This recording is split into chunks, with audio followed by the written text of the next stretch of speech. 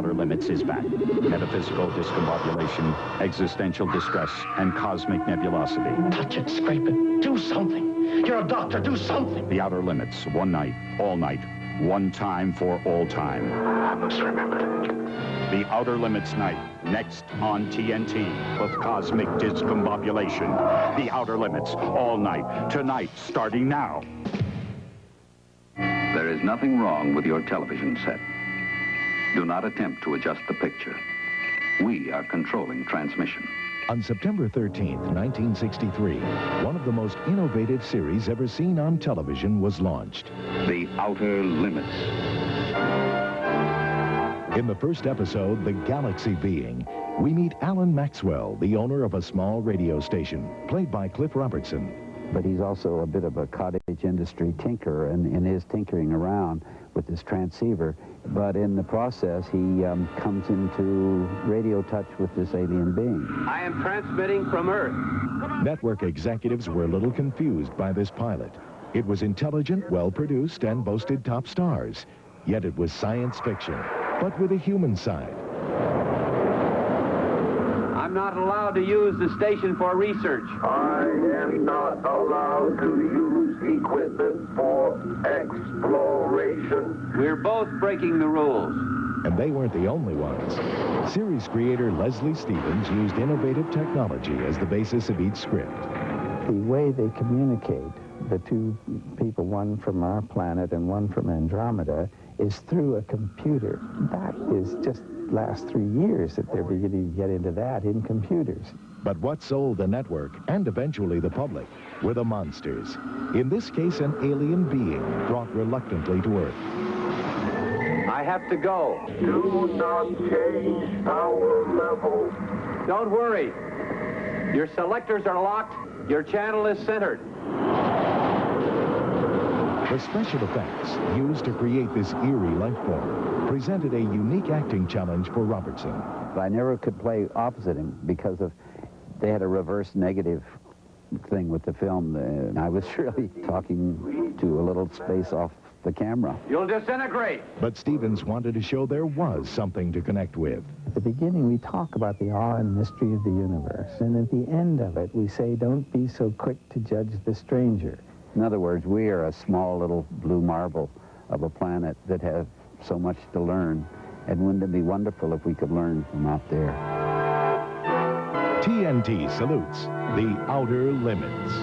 Next on TNT.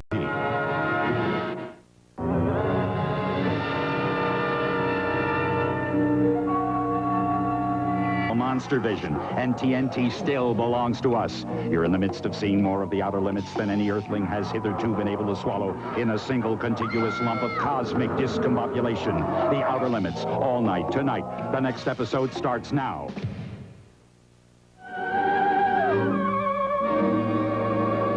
There is nothing wrong with your television set.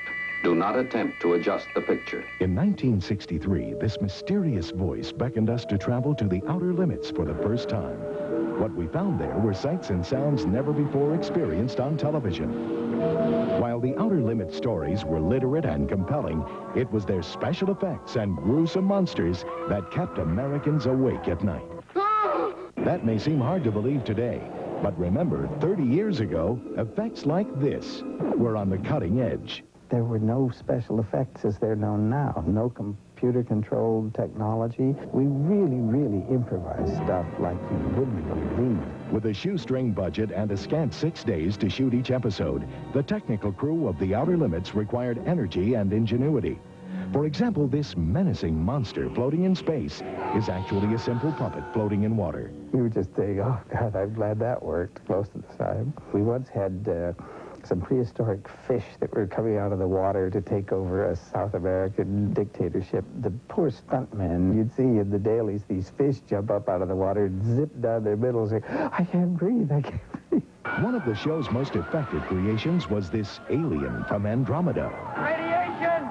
No! You'll burn us! We poured oil over a wetsuit with a strange mask. And when we reversed the negative, it glistened and glowed in reverse. The overall effect was completed by adding the sound of radiation energy, made with a microphone and a vacuum cleaner. It was such an extensive makeup.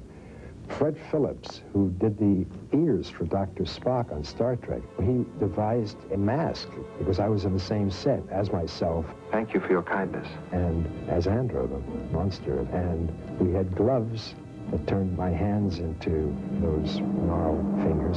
And how did the cameraman film the climactic chase scene? He would lie on his back with the camera in his chest and would be pulled through the backlot forest. I still get mail when that show shows to this day. Achieving the illusion of a man evolving over 1 million years required the Outer Limits' most elaborate prosthetic makeup job. Are you still not afraid of me? Its creator went on to win the first Academy Award in makeup for Planet of the Apes. However, the most ambitious monster suit ever attempted for TV came to life on September 30th, 1963. This creature was actually a stuntman walking on stilts and wearing a head mask 4 times the size of his own. Some stations found the alien so potentially disturbing to young minds that they blacked out its face during the broadcast. Too disturbing?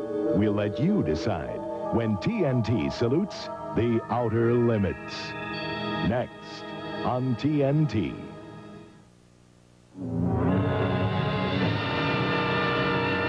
The remote control. This is still Monster Vision, and TNT still belongs to us. You're in the midst of seeing more of the Outer Limits than any Earthling has hitherto been able to swallow in a single contiguous lump of cosmic discombobulation.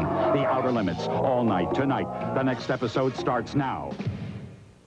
What scares William Shatner? Is it being trapped in a space capsule with a really ugly-looking creature coming at him? Is it being unable to control his own bodily functions and having to scream until he has no voice left? Is it being asked questions about a television series 30 years old that I don't remember? That's scary. It's scary because I don't remember. But, Bill, you must remember your Outer Limits episode. After all, it helped launch your science fiction career. You were an astronaut, a space traveler with a mission. It was to lead the way to new worlds, new life, new knowledge. Oh, the appeal of starring in groundbreaking science fiction television. It's not so much a matter of appeal, especially in those years. It was an appeal of the paycheck. Okay, so you got paid.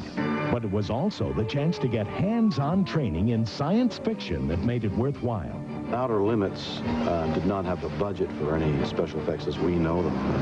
If I remember, I had webby hands, and that was as far as we went. Touch it, scrape it, do something. You're a doctor, do something. But even with a low budget, the Outer Limits garnished you a ton of fans. I would think Outer Limits was the basis upon which some of Star Trek was built. So come on, admit it, Bill. Starring in the Outer Limits not only let you show great range as an actor, it opened a lot of doors for you on series TV. Where it fits in my career is another milestone, I'm sure. So watch William Shatner's milestone episode when TNT salutes the Outer Limits. Next on TNT. The most brilliant planet in our solar system is Venus, named for the goddess of love. It is closer to Earth than any other planet, 28 million miles away.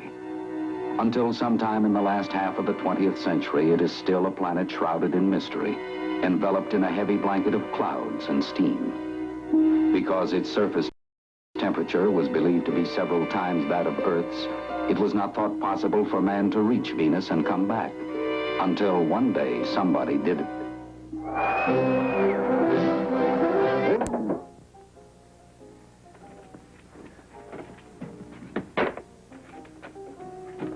What'll it be, gents? Where you been? I rung for you an hour ago. I bring the best friend I...